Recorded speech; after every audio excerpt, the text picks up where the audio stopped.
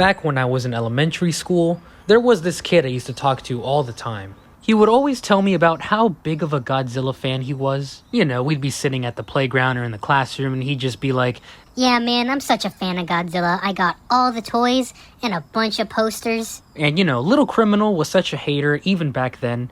So then I said, "Oh yeah? Well, I love Godzilla way more than you do." And then he goes, "Oh yeah? Well, I got a bunch of posters. They cover my whole room." And then I said, "Oh yeah?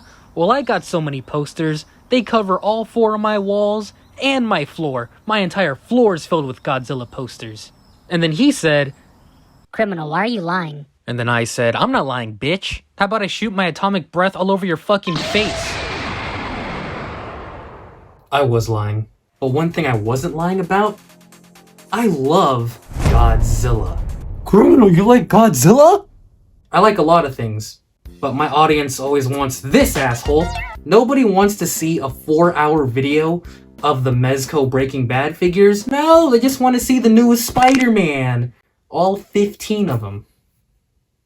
Anyway, Godzilla. Oh yeah, shocking, but I've been a Godzilla fan for a fat minute now. Like any self-respecting man out there, I found the concept of a man in a rubber suit fighting another man in a rubber suit absolutely ridiculous, but fucking awesome.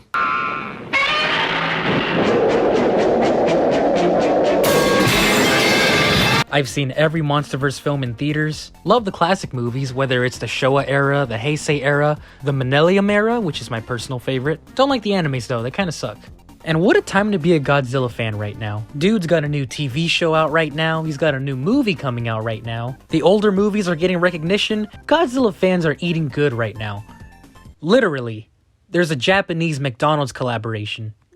I need it, man, I need that. But you all know what we're talking about today. Godzilla -1.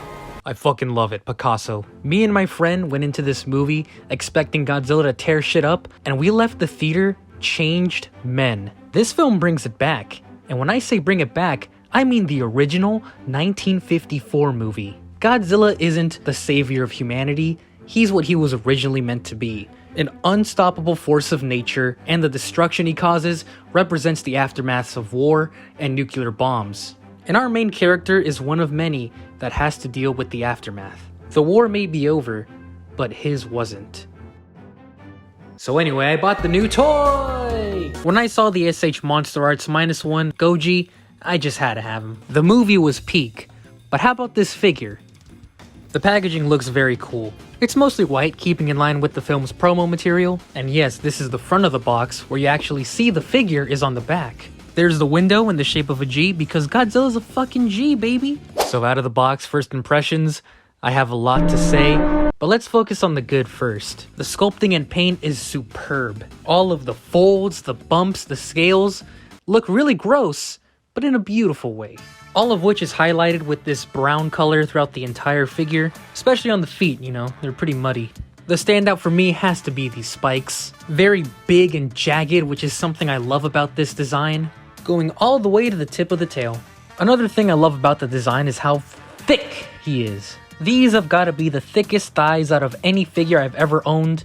I'm surprised it's Goji, but I'm not complaining. And his feet are absolutely massive. Perfect for causing destruction, stomping on people. Like, dude, step on me. The figure's thickness does cause a bit of a problem though. He's very bottom heavy as you would expect, but most of the weight is going to be on the tail. If you try to stand him, you know, on his actual feet, it's not going to happen. And of course we can't forget the tatas. Okay, that was the last one, I'm not going to talk about his thickness anymore. So the paint and sculpt, I have no complaints, at least on the body. The real controversy here is with the head. People do not like it, especially on Twitter. And I have to say, I kind of agree. Now, I don't think it's bad as people say it is, but there are things about it I just don't like.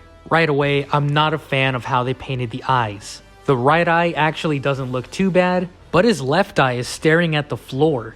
And you know what? I really don't like that. That's fine for other versions of Godzilla, but this is -1 Goji. His eyes are intense, man.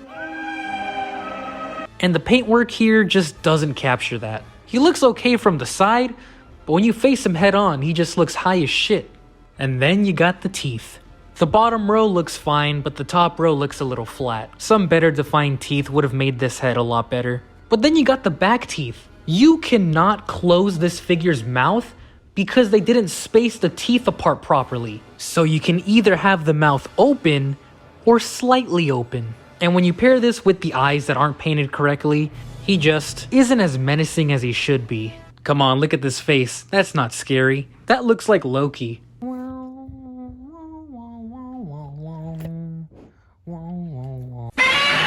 At one point in the movie, Godzilla's face gets blown in, and for the rest of the film, he has this scar on his cheek. And at first, I thought they forgot to put it on him, but if you look closely on the right cheek, it's right there. I almost didn't notice because the paint is so similar to the rest of the figure. But there it is. The head sculpt is very okay. And again, I really don't think it's bad as people say. But then when you consider the price... Oh god, oh fuck. The figure overall is fantastic. It's just the head that kinda holds it back a little bit. Especially when you consider the Ichiban fridge magnet has a better head than the SH MonsterArts. Now, in terms of the accessories... Nothing! It's nothing! Bro comes with nothing. Now, this has been a thing for years where the Godzilla figures have come with nothing, which, okay, fair enough. The most they would come with is an atomic breath part anyway, and they can't exactly include a big-ass mushroom cloud with this figure. But it's not like they couldn't include anything. What about Shikishima's plane? Or what if you could take out these spikes and replace them with blue ones? It would have made me cope with the price a lot better, you know, I'm just saying. Actually, knowing Tamashi, they'll probably re-release this figure with blue spikes, most likely as an exclusive. So let's talk about the articulation, because it's good, but problematic. 95% of the figure is made up of ball joints. Just in the neck alone, there's 1, 2, 3. With all of them moving together, he can look up about this much, and down this much. But turning the head side to side feels weird. It feels stiff and just doesn't turn as much as I would like. There is jaw articulation and tongue articulation. These 3 spikes on the back are actually on ball joints, and so are the shoulders. These fucking shoulders. Be careful when you move these, or else they could just... You can just put them back in, so it's no big deal, but still it's something to be wary of. The bicep is on a ball joint as well. Take a shot every time I say ball joint, by the way. And then the hands! Oh my gosh. The hands. Listen man, the shoulders popping out, it's kind of annoying, but it's no big deal. It doesn't happen all the time. But this fucking hand on the right keeps popping out the slightest bit of movement, and it comes off like Anakin's bitch ass. You're a fraud! Godzilla. The elbows are not on ball joints, they are double jointed, but range is limited. But anyway, the ball joints don't stop there, because you got one at the tits. And the crunch is actually pretty good, so you know, that's nice. You also get some rotation. But this bottom one is really hard to move, and not helping things is this floating piece that they decided to put on here for some reason. But luckily there's no problem with the legs. They swing forward a fair amount, and his legs spread more than most Spider-Man figures. And these are some nice double jointed knees. Despite how monstrously thick his thighs are, you can straighten out his leg completely. Yet another ball joint at the ankles, and this figure has articulated toes. Each individual toe is on a ball joint. Yes, he has articulated grippers. The grippers grip, guys. Fucking peak. And now for the best part of any Godzilla figure, the tail. It's really long, like my dick. And this tail is broken up into 17 sections. And each of them are on, you guessed it, ball joints. And the range you can get with this tail is absolutely amazing. Until you get to this part where... Yeah. That's more like my dick. The articulation, it's good, but having parts of the figure come off, not so good. Come on, man, how do you make the ball joints not ball joint? I want to be able to play with the figure without worrying about his hand flying off somewhere. The Hayatoy's Godzilla doesn't do that, and he's $80 cheaper. Ball joints, ball joints, ball joints. So many balls, dude. And I don't know if I like that or not.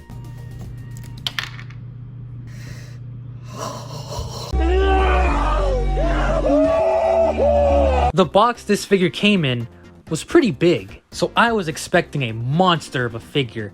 How tall is he? How tall is this figure? Yeah, he's about 6 inches. I mean, come on, what did you expect? Of course he's 6 inches. For him to actually be 1/12 scale, he'd have to be the size of a house.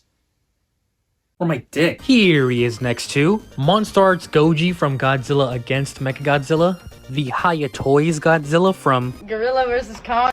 Playmates Kong from Gorilla vs. Kong. the SH Figuarts Michael Jackson, the SH Figuarts Spider-Man, and Figma Aqua, y'all already know. So, this Godzilla, there's a lot of good and some bad, but overall, I think it's good. The sculpt and paint, fantastic. And the articulation is better than most MonsterArts. I know I complained about the head a little bit, but honestly, I can look past it. My main problem is shit falling off. That sucks. That really shouldn't be the case for an SH MonsterArts, especially one of this price. And it's for that reason I would only recommend this figure to massive Godzilla fans, especially of -1. Now, I myself, being a massive fan of Godzilla -1, I don't regret buying this figure one bit. But even if you don't like Godzilla, if there's one thing you can take away from this video, it's to research the things you watch.